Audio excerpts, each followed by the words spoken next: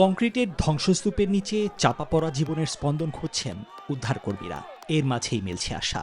টানা ৩০ ঘন্টা পর কলম্বিয়ার কালি শহরে এক নারীকে জীবিত উদ্ধারের পর উল্লাসে ফেটে পড়েন সবাই।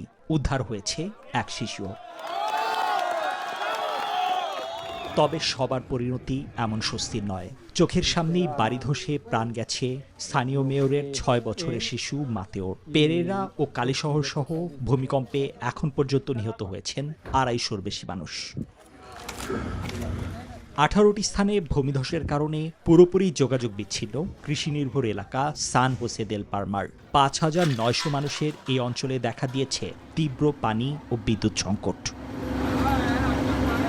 বিপর্যস্ত কলম্বিয়ার সাহায্যে দুর্যোগ সহায়তা দল পাঠাচ্ছে যুক্তরাষ্ট্র ও মেক্সিকো। তবে আগামী দিনগুলোতে নিখোঁজদের সংখ্যা বৃদ্ধির পাশাপাশি চরম খাদ্য সংকট দেখা দিতে পারে বলে সতর্ক করেছে জাতিসংঘ। নিবির আমিন, নিউজ 24।